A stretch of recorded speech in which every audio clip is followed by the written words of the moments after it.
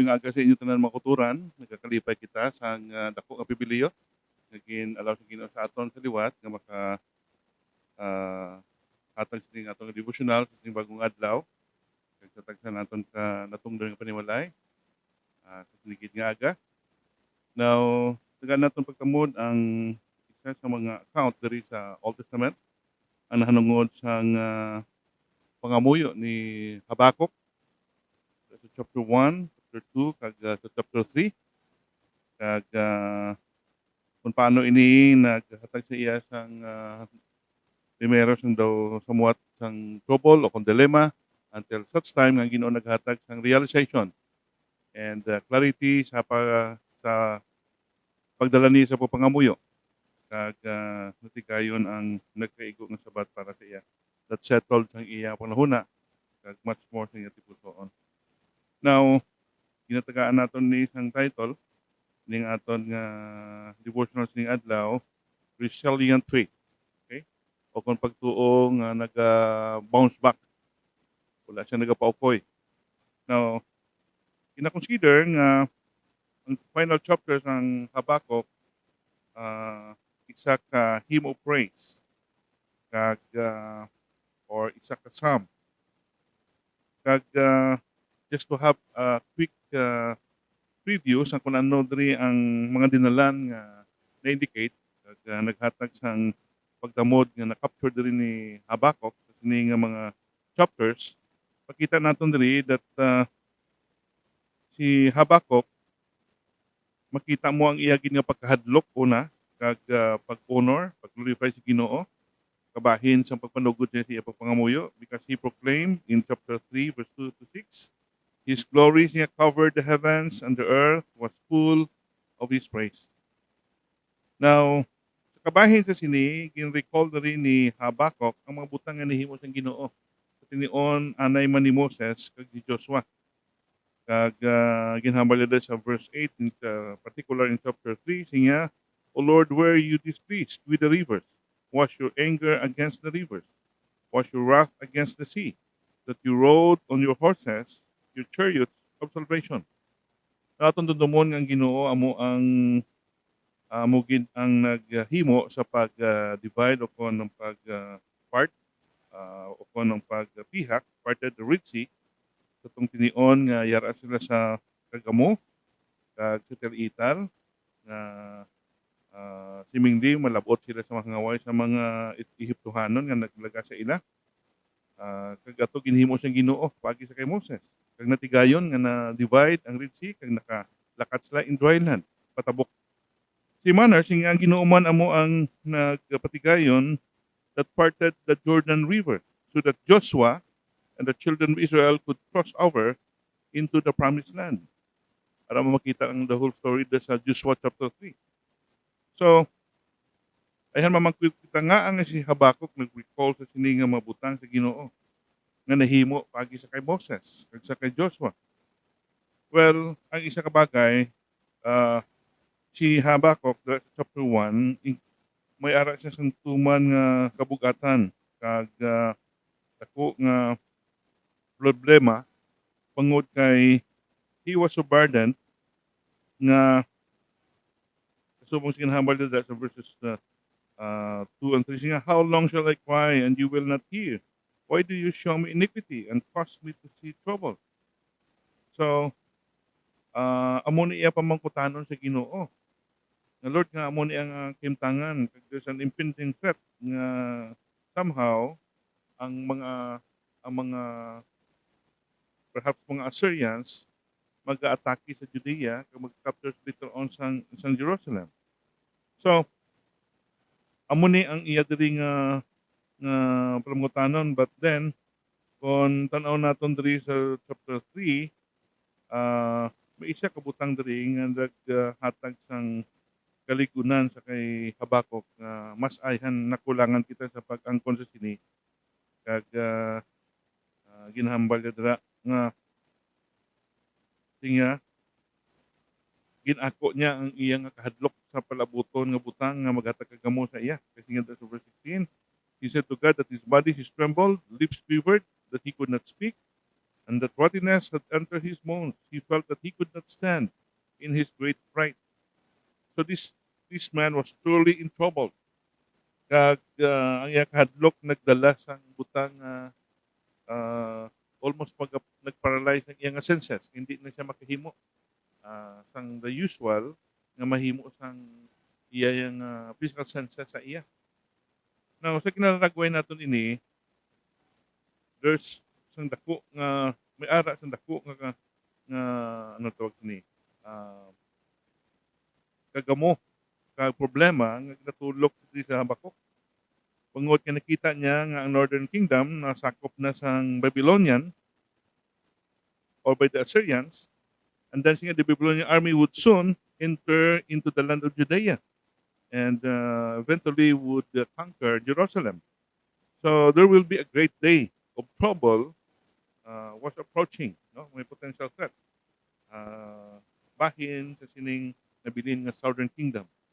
Kag si Habakuk nagabalugid nga ini isa ka dako nga butang nga makahatag sang dako nga problema sa iya. Kag hindi lang siya kundi sa kadum-an sang tanan nga makatawhan sang Israel.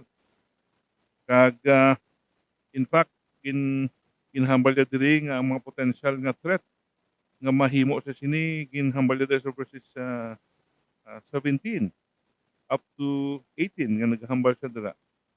Yeah, though the fig tree may not blossom nor fruit be on the vines, though the labor of the olive may fail and the fields yield no food, though the flock may be cut off from the fold and there be no herb in the stalls, yet I will rejoice in the Lord, I will joy in the God of my salvation.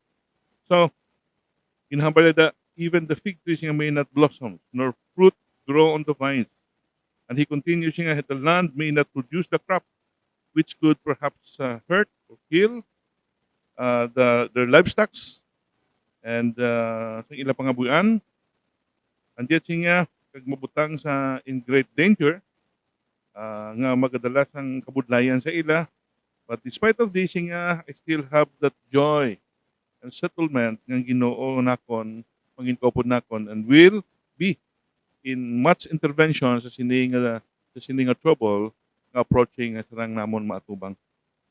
So, dito mo makita kung ano ang pag-angkon niya sang pagtuo sa Ginoo sa tunga sang impending threat nga mahinabo sa ila kabuhi kag sa even man sa bilog nga pungsod ng Israel pag-consider natin ni. Now, ang katapusan sang bahin sa iyang pangamuyo makita naton dira siya in all of the troubles he was still going to rejoice in the Lord. Siya I will rejoice in the God of my salvation or in the God of my deliverance. So, all of the trouble that Habakkuk described in his prayer, yet siya prophet, naghambal siya that he's going to rejoice. Sa tunga sang kagamo, sa kabudlayan, makaangkon kayahan sang kapawa bala, kag settled nga heart and mind, nga hindi ka malingkang, hindi ka maratol, kag hindi ka mahon sang sina nga mga butang na from time to time nag-affect sa imong adlaw-adlaw nga bulaton. Of course, kung atol panundon mo sa rangkit nga makatublag sa aton, especially that we are in sa sining pandemic sa sining nga panahon. We are continually fighting for survival kumbaga. And I know for sure ang Ginoo may mga plano katintuyo despite sa sining nga mga butang nga nagkalinabo nga halos kita apektado gid sa sini. So, sa sining nga punto utod sa Ginoo, we could have this kind of faith nga magadala sa aton sang realization, and we could have this faith nga maghatag sa aton sa kaligunan, which referring to that faith which is resilient. Okay? Now, ano ining butang nga makita naton diri sa paghambal naton diri? When we say resilient faith, kagamo ning butang nga makita naton diri sa kay Habakuk. Of all the questionings, of all perhaps the doubts and probability that would transpire sa iya kabuhi, ginangkon niya ang ini nga klase sang nga pagtuo. So, When we say resilient, is capable of withstanding shock without permanent deformation or rupture, or tending to recover from or adjust easily to misfortune or change. Or perhaps you bounce back from your setback. Yeah, life can stretch them to your breaking point, but it's just like a rubber band, they always find a way back to their original shape. Isa pa kapag define natin in a simplified way, sinatawag natin resilience, being resilient spirit, is the ability of an object to return to form after it's been bent or stretched or compressed. Just think about of the stress ball, okay? Bisan ano ka um, puga naton, squeeze naton sa sining stress ball, once ngabuyan naton, it baliks to its original shape. So they always return to the original shape and they have resilience, no? Resiliency. Subong sang rubber band, nga kung inaton mo, mabalik siya gyapon to its original form. Same with the garter. No, ma-stretch mo siya, but once nga matapos mo siya ma-stretch, mabalik gyapon sa original nga form. And just like man sang isa ka object, just like a ball, once nga ipampukon mo siya, nagabalik siya. Wala siya nagapabilin sa dalong. Okay? So nag-bounce back siya. So, amo ning siya nga klase sang espiritu kag pagtuogid nga ginpakita diri ni Habakuk of all his concerns of troubles and impending threat nga nakita sa tunga sa sining mabawat butang nga iya ginakahadlukan at first. Now, of course, ini nga bagay nabal-an naton nga Ginoo nag-build sa aton to be resilient. God has built us to be resilient physically in how we can physically heal, emotionally in how we can recover emotionally, mentally in how we can always grow in knowledge and wise, and much more even spiritually. You know, for us to be resilient spiritually, the beloved, however, it requires God's only begotten Son. Jesus said that if we are well rooted in Him in our faith, that we will be able to withstand the floods or the relentless storms that comes in our life. Kung ang aton kabuhi na natukod sa Ginoo, o isa pa yan nga wala untat ang mga bagyo unos nga nabot sa kabuhi ta, we could still remain firm and standing because we are settled in the foundation based on the Son of God, the Lord Jesus Christ. So, amuni siya ang butang nga makita naton. I know for sure we have some friends and folks na nabalaan natin Christian folks that have been resilient in their faith and they have been capable in enduring trouble, trials, and tribulation. Di ba bangkot nga lapuwasan na nila ini, nga ang nadaog man nila ini. Well, of course, nahimo nila tungod kay sa ilang nga pagkilala sa pagtuo kay Jesus Christ. Kaya hindi bango sila kung lingon yung ikasarang o kung sila kung lingon resources or whatever nga nabilong sa tawhanon lang yung pamaagi. Instead, they are carrying their burdens and cast their burdens on the Lord. Kasubong sa ginhambal ito sa Matthew 6:25. Usually, the basic concern ng tao is the food, shelter, kag clothing. Kung unahon nato ng Ginoo iya magamit siya na in his own provision. Kag sa iya man nga kabuganaan nga mahatag niya sa ato kinahanglanon. Kag much more nga gin-mention yung pagkita sa Matthew 11 today. Kasi nga, come unto me all that weary and heavy laden, and I will give you rest.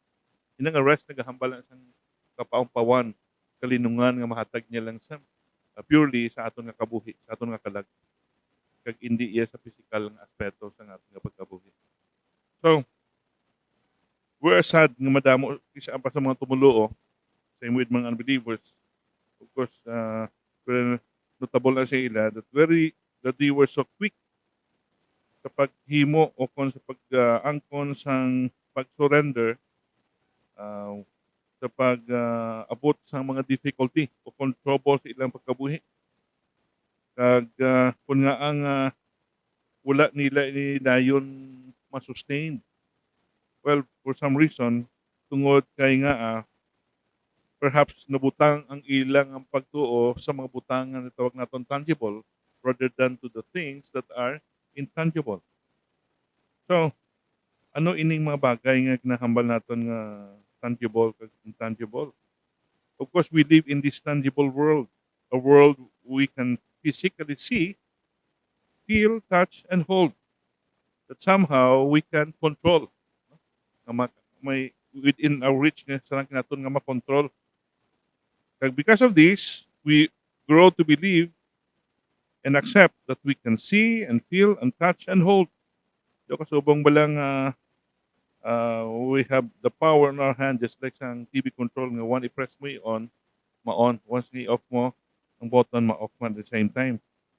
So, sa kasami, amo niya yung aton nga focus. More nga focus, we're in nga na-settle aton nga faith, nga kisa madamo sa ibang sa kultura naton, wala sang victory and they became a loser. Okay? And even a victim sang ilang nga mga kabudlayan, sang ilang nga mga tumuntang nga nahinabo sa kapagkabuhi nila. So, sa sini nga bagay, I think it's the intangible thing or the things beyond our control amo ang isa nga wala ang most nga naghatag problema sa aton. Now nakita naton diri nga si Habakuk ang iya initial issue diri kag problem same with sa aton man singa diri singa all of the things that are left out of our hands are beyond our control. Just like sa kalibutan, no? But God Himself, kung isipon ta, is part sa natawag naton intangible nga bagay. Although we cannot physically see God or touch Him or hold Him or nor neither we cannot control Him, many of us put more faith in the tangible things like like our resources, like our houses, like our properties, like perhaps our career. Nga do amo na yang nag-hold sa aton, ug do amo nang kaligunan naton. That once in ang mabutang makaladula sa aton, well, amo na papanugod sang ano na nga it seems that the world is not worthwhile anymore. That even our faith has been severely affected. So, though it is not tangible, God left us with His Word, which we certainly can read, touch, hold, and feel. That same Word proclaims to us that faith is the substance of things hoped for, the evidence of things not seen. Hebrews 11, verse 1. So, God has promised that we will see the substance of His blessing, even though we do not yet see it. So, pamangko, do you believe Him? Do you truly believe Him? Have you embraced that intangible promise or promises of God in your life? So we need God indeed to carry us through. So kung basahan mo dira ang chapter 11 ng Hebrews, nag-express dira how should we work fully embrace sang sining pagtuo sa mga intangible nga butang.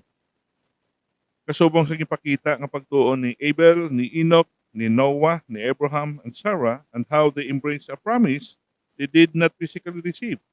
In Hebrews 11, verses 4 to 11, yet they embraced a spoken promise from the Lord because God assured them of what He had promised.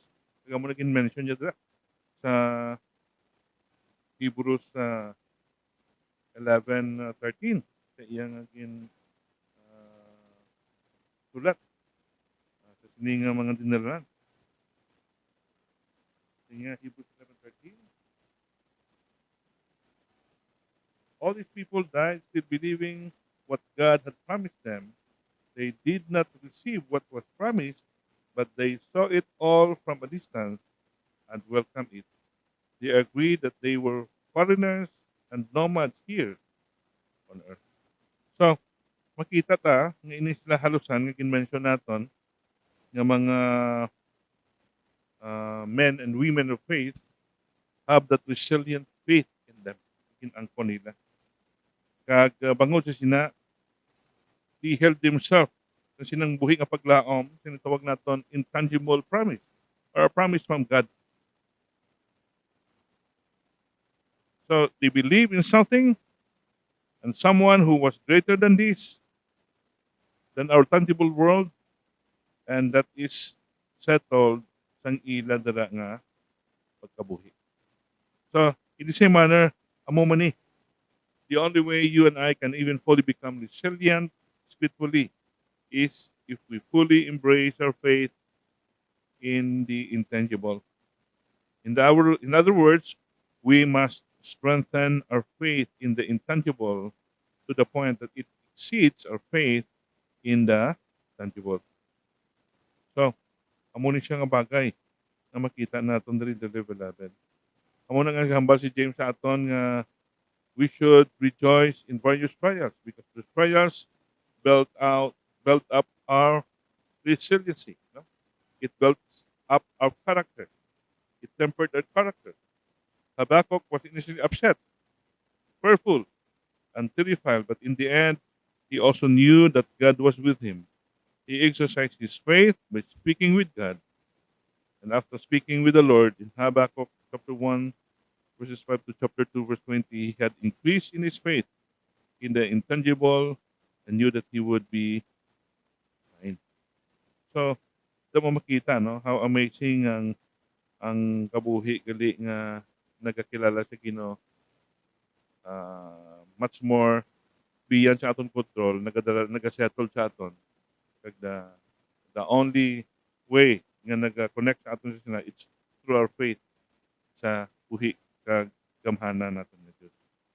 So indeed ang ngalan nga Habakkuk nangin matuod sa aton, that means he that embraces, or a wrestler, he who clings, nagpakigbato, nagpakigdumog, and he embraces fully God in his life. True enough, ini amo naghatag sang real answer. Nagtutuod nga settlement sa iya pagkabuhi. Regardless ng kung ano man ang mahol sang buwas sa palabuton, wala siya sang kahadlukan. Wala siya sang dapat nga tagaan sang butang maghahatag sa iya sa kabutayan. So kahadlukan o pagkahangawa. So kabay kung tani nga atong kabuhi may kasubong sini nga kinaiya kag espiritu nga mahimo lamang ina once Jesus Christ is already established relationship with you. So kung wala ka kakilala sa Ginoo, then mabudlay pagbato sang problema sang sala, problema sa kalibutan, kag madamo pa nga butang nga nagasugod sa aton nga so kasubong mo lang hindi naton ini nga madaog kag malampuwasan. Apang salamat nga sa kay Kristo Jesus makaangkon kita sang kadalagan kag amon agin hambal niya. I can do all things through Christ which strengthens me. Kabay nga ining mapulong sa liwat paghatag sa aton sang kalikon kag dugang encouragement kag pag-establish ato pagtuo ato pigong mo sa Ginoo. Ang kita alagad sa iya ka nagapaabot sa duwa nga pagkari. Even sa tunga man sa pandemya, kung wala mo pa iyang utang ayan beyond sa atong control, we still have that settlement because God is the God who has the sovereignty nga nagkabalo sa tanan nga mabutang sa karon kag sa palabuton. Ang Ginoo gid maghatag bugay kapag kamo sing mapulong sa liwat nga aton nga gin pamalandungan sa sining at lamang mo ita Ginoo. Nagatugyan kami sini nga makamuturan, butang mangin bahin isa ba pakamoy sa gihapon. Sa mga panahon na amo ti pusoon. Salamat nga ang gahom sa pagtuo sa imo nagadala sa amon Ginoo sang paglugpay sa tunga sang madamo nga butang nga maghahatag sa amon sang hangawa o kung kahadlok. Kag kunano pa nga hindi man nami Ginoo nga mga panahon na kabulatsagon. Kag guli kami nga makita namon nga si Kristo Jesus among matutuod nga sabat sa amon nga pagkabuhi. Kaya makatulog kami sa iya as the author and the finisher of our faith. Kani updi kami sa gihapon sa mga bulaton nga ginaman mo sa amon sa sing adlaw sa sinugtang ang adlaw pa. Ang tanan nga ining mabutang Ginoo amon sa liwat nga ginaampo kaya ginapasalamatan gid sa ngalan sa amon mo kay Kristo Jesus. Amen.